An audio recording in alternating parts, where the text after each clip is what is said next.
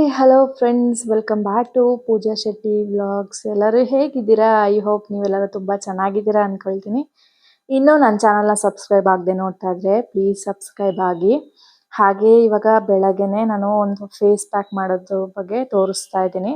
ಇದು ಮಸೂರ್ ದಾಲು ಅಂದರೆ ಏನು ಕೆಂಪು ಬೇಳೆ ಬರುತ್ತಲ್ಲ, ಅದು ಸಿಗುತ್ತೆ. ಇದು ಎಲ್ಲ ಕಡೆನೂ ಮಾಮೂಲಿ ಅಡುಗೆಗೆ ಯೂಸ್ ಮಾಡ್ತೀವಲ್ಲ ಕೆಂಪು ಬೇಳೆ, ಅದನ್ನು ತೊಗೊಂಡಿದ್ದೀನಿ. ಅದನ್ನು ತರಿಯಾಗಿ ರುಬ್ಬಿ ಪೌಡರ್ ಮಾಡಿ ಇಟ್ಕೊಂಡಿದ್ದೀನಿ. ನಾನು ಯಾವಾಗಲೂ ಇದನ್ನೇ ಯೂಸ್ ಮಾಡ್ತಿರ್ತೀನಿ ಅವಾಗವಾಗ. ಬರೀ ಇದಕ್ಕೆ ಸ್ವಲ್ಪ ನೀರು ಹಾಕ್ಕೊಬಿಟ್ಟು ಹಾಗೆ ತೊಳೆದ್ರು ಫೇಸಲ್ಲಿ ಏನಾದರೂ ಕಲೆ ಇದ್ದರೆ, ಮತ್ತು ಇದು ತುಂಬ ಯೂಸ್ ಆಗೋದು ಆಯಿಲ್ ಸ್ಕಿನ್ ಅವ್ರಿಗೆ.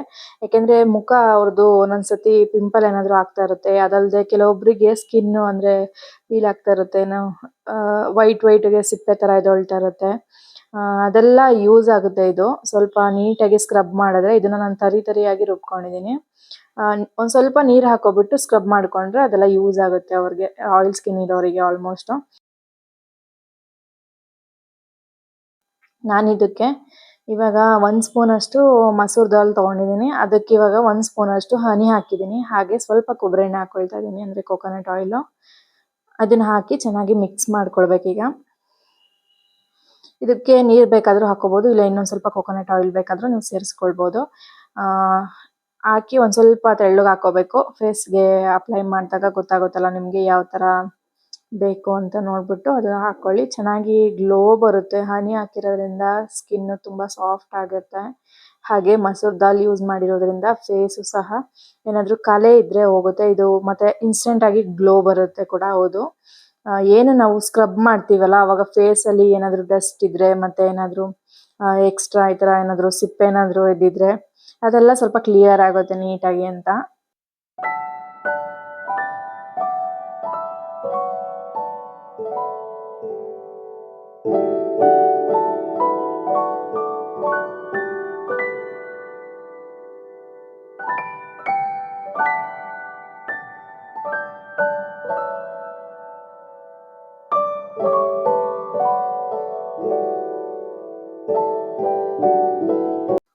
ಫೇಸಿಗೆ ನೀಟಾಗಿ ಅಪ್ಲೈ ಮಾಡಿ ಒಂದು 10 ನಿಮಿಷ 15 ನಿಮಿಷ ಬಿಟ್ಟರೆ ಸಾಕು. ಅದೇನು ಫುಲ್ಲು ಡ್ರೈ ಆಗಬೇಕು ಒಣಗಬೇಕು ಅನ್ನೋದೆಲ್ಲ ಏನಿಲ್ಲ. ಒಂದು 10 ನಿಮಿಷ ಹಾಗೆ ಮುಖದಲ್ಲಿ ನೀಟಾಗಿ ಬಿಟ್ಟರೆ ಆಯಿತು. ಅದಾದಮೇಲೆ ಈ ಥರ ಫೇಸ್ ವಾಶ್ ಮಾಡಿಕೊಂಡ್ರೆ ನೋಡಿ ಇನ್ಸ್ಟೆಂಟಾಗಿ ಗ್ಲೋ ಅನಿಸುತ್ತೆ ನಮಗೇ.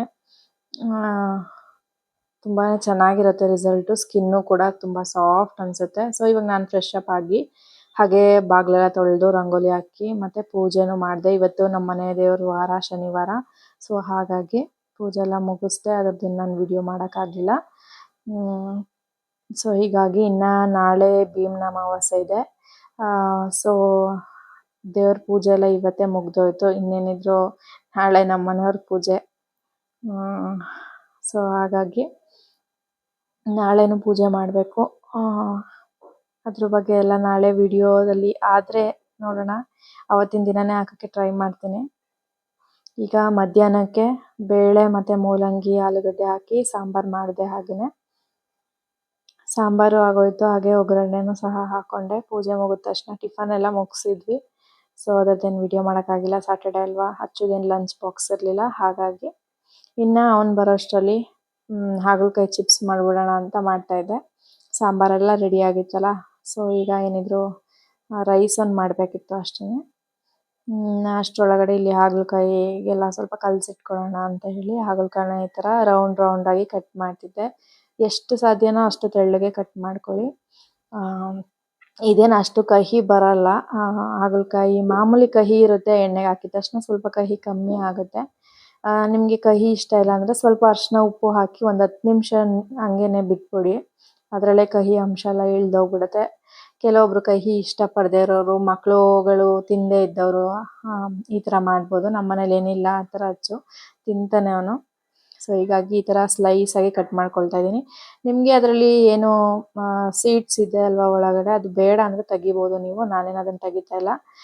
ಕೆಲವೊಂದನ್ನು ಮಾತ್ರ ದಪ್ಪ ಇದ್ದರೆ ಬೀಜ ತೆಗೆದುಬಿಡಿ, ಪರವಾಗಿಲ್ಲ. ಈ ಥರ ತೆಳ್ಳಗಿದೇನು ಸೀಡ್ಸ್ ಅಷ್ಟೊಂದು ಏನೋ ದಪ್ಪ ಇರಲಿಲ್ಲ, ಬಲ್ತಿರಲಿಲ್ಲ. ಸೊ ಹೀಗಾಗಿ ಇದನ್ನೇನು ತೆಗಿಯೋದೇನು ಬೇಡ ಅಂತ ನಿಮಗೆ ತೋರ್ಸೋಕ್ಕಾಗಿ ನೋಡಿ ಈ ಥರ ಬೇಕು ಅಂದ್ರೂ ಮಾಡ್ಕೊಳ್ಬೋದು ತೆಗೆದ್ಬಿಟ್ಟು.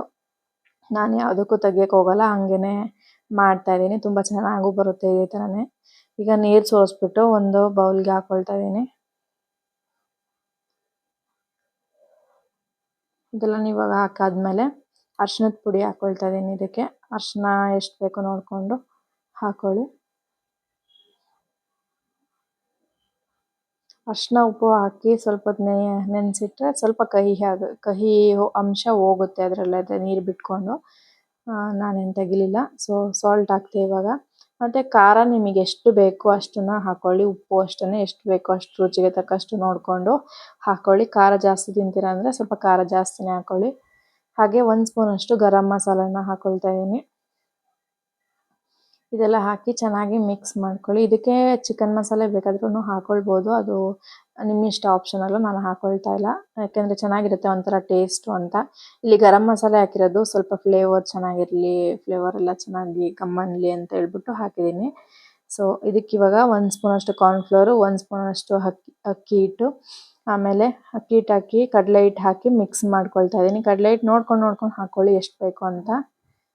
ಅದರಲ್ಲೇ ಮಿಕ್ಸ್ ಮಾಡ್ತಾ ಸ್ವಲ್ಪ ನೀರಿನ ಅಂಶ ಇರುತ್ತಲ್ಲ ಅದೆಲ್ಲ ಬಿಟ್ಕೊಳ್ಳುತ್ತೆ. ಸಾಲ್ಟು ಹಾಕಿರೋದ್ರಿಂದ ಸ್ವಲ್ಪನೇ ನೀರು ಸೇರಿಸ್ಕೊಂಡು ತೀರಾ ತೆಳ್ಳಗೆ ಕಲಿಸ್ಕೋಬೇಡಿ. ಇದೇ ಥರನೇ ಹಿಟ್ಟಿಟ್ಟು ಒಂದಕ್ಕೊಂದಕ್ಕೆ ಅಂಟ್ಕೊಳ್ಳೋ ರೀತಿ ಕಲಿಸ್ಕೊಂಡ್ರೆ ಆಯಿತು. ನೋಡಿ ಈ ಥರ. ಈಗ ಒಂದು ಸ್ವಲ್ಪ ಹೊತ್ತು ಮುಚ್ಚಿಕ್ತೀನಿ ಅದನ್ನ. ಅಷ್ಟರಲ್ಲಿ ಇವಾಗ ಒಂದು ಸ್ವಲ್ಪ ಹೊತ್ತು ಆದಮೇಲೆ ಎಣ್ಣೆನ ಕಾಯಕ್ಕೆ ಇಡ್ತಾಯಿದ್ದೀನಿ. ಎಣ್ಣೆನ ನಿಧಾನಕ್ಕೆ ಇಟ್ಕೊಳ್ಳಿ, ಲೋ ಫ್ಲೇಮಲ್ಲಿ ಇಟ್ಟು ಬೇಯಿಸ್ಕೋಬೇಕು. ಇಲ್ಲಾಂದರೆ ಮೇಲೆ ಎಲ್ಲ ಕಲರ್ ಬಂದಿರುತ್ತೆ, ಆಮೇಲೆ ಒಳಗಡೆ ಬೆಂದಿರಲ್ಲ, ಈ ಥರ ಆಗೋಗುತ್ತೆ. ಸೊ ಅದಕ್ಕೆ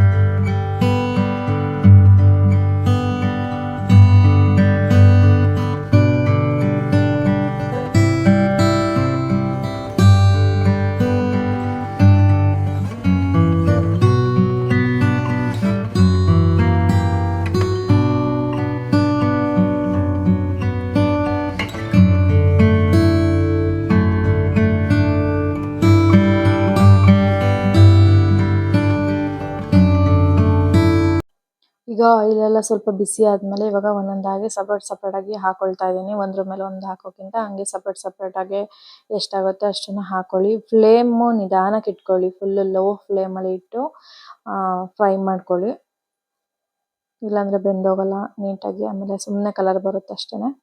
ಸೊ ಈ ಥರ ನಿಧಾನಕ್ಕೆ ಉರಿ ಇಟ್ಕೊಬಿಟ್ಟು ಚೆನ್ನಾಗಿ ಬೇಯಿಸ್ಕೊಳ್ಳಿ. ತುಂಬಾ ಚೆನ್ನಾಗಿರುತ್ತೆ, ತುಂಬ ರುಚಿಯಾಗಿರುತ್ತೆ. ಅನ್ನ ರಸಮ್ ಇದ್ರೂ ಇದನ್ನು ಸುಮ್ಮನೆ ನೆಂಚ್ಕೊಂಡು ತಿನ್ಬೋದು, ಅಷ್ಟು ರುಚಿಯಾಗಿರುತ್ತೆ. ಈಗ ಮಾಮೂಲಿ ಬೇಕ್ರಿಗಳಲ್ಲೆಲ್ಲ ಯಾವ ರೀತಿ ಮಾಡ್ತಾರಲ್ಲ ಸೇಮ್ ಅದೇ ಥರನೇ ಟೇಸ್ಟ್ ಬರುತ್ತೆ ಅಷ್ಟೇ. ಅವ್ರು ಅದಕ್ಕಿನ್ನ ಏನೇನೆಲ್ಲ ಹಾಕ್ತಾರೆ, ಗಿಲರ್ ಅದೆಲ್ಲ ಗೊತ್ತಿಲ್ಲ. ಬಟ್ ಅದು ತುಂಬ ಕಲರ್ ಆಗಿರುತ್ತೆ, ಕಲರ್ಫುಲ್ಲಾಗಿ. ಇದು ನಾವೇ ಮನೇಲಿ ಮಾಡಿಕೊಂಡ್ರೆ ಈ ಥರ ಕಲರ್ ಏನು ಯೂಸ್ ಮಾಡ್ದಂತೆ ಈ ಥರ ಮಾಡ್ಕೋಬೋದು. ನೋಡಿ ಈ ಥರ ಆಗುತ್ತೆ ಚಿಪ್ಸು, ತುಂಬಾ ಚೆನ್ನಾಗಿರುತ್ತೆ. ಬಿಸಿ ಬಿಸಿಯಾಗಾದರೂ ತಿನ್ಬೋದು ನೀವು. ಅಚ್ಚು ಬರೋಷ್ಟರಲ್ಲಿ ಆಗಲೇ ಸ್ವಲ್ಪ ತಿಂದಾಕ್ಬಿಟ್ಟಿದ್ದೆ. ಸೊ ಹೀಗಾಗಿ ಹಾಗೆ ನಮ್ಮ ಮನೆಯಲ್ಲಿ ಸ್ವಲ್ಪ ತರಕಾರಿ ಎಲ್ಲ ತಂದಿದ್ರಲ್ಲ ನಮ್ಮ ಮನೆಯವರು. ಸೊ ಹಾಗಾಗಿ ಪುದೀನ ಮತ್ತು ಕೊತ್ತಂಬರಿ ಎಲ್ಲ ಫ್ರಿಜ್ಜಲ್ಲಿ ಹೀಗೆ ಎತ್ತಿಟ್ಬಿಟ್ಟಿದ್ದೆ. ಸೊ ಅದನ್ನೆಲ್ಲ ಕ್ಲೀನ್ ಮಾಡೋಣ, ಇನ್ನೂ ಊಟಕ್ಕೆ ಸ್ವಲ್ಪ ಟೈಮ್ ಇತ್ತು. ಸೊ ಹೀಗಾಗಿ ಕೊತ್ತಂಬರಿ ಮತ್ತು ಪುದೀನ ಹಾಗೆ ಕರ್ಬೇವಿನ ಸೊಪ್ಪನ್ನು ತಂದಿರಲ್ಲ ಎಲ್ಲ ಸೋಸ್ಬಿಟ್ಟು ಎತ್ತಿಟ್ಕೊಂಡೆ. ಇನ್ನು ಬೇಳೆ ಮೂಲಂಗಿ ಸಾಂಬಾರು ಜೊತೆಗೆ ಹಾಗಲಕಾಯಿ ಚಿಪ್ಸ್ನ ನಂಚ್ಕೊಂಡು ತಿಂತಾಯಿದ್ರೆ ಸೂಪರಾಗಿರುತ್ತೆ. ಹಾಗೆ ಇವತ್ತಿನ ವಿಡಿಯೋನ ಇಲ್ಲಿಗೆ ಎಂಡ್ ಮಾಡ್ತಾ ಇದ್ದೀನಿ. ವಿಡಿಯೋ ಇಷ್ಟ ಆಗಿದ್ರೆ ಗೊತ್ತಲ್ಲ, ಸಬ್ಸ್ಕ್ರೈಬ್ ಮಾಡ್ಕೊಳ್ಳಿ. ಹಾಗೆ ಲೈಕ್, ಶೇರ್, ಕಮೆಂಟ್ನ ಮಾಡೋದನ್ನ ಮರಿಬೇಡಿ. ನೆಕ್ಸ್ಟ್ ವಿಡಿಯೋದಲ್ಲಿ ಸಿಗ್ತೀನಿ. ಅಲ್ಲಿವರೆಗೂ ಬಾಯ್ ಬಾಯ್.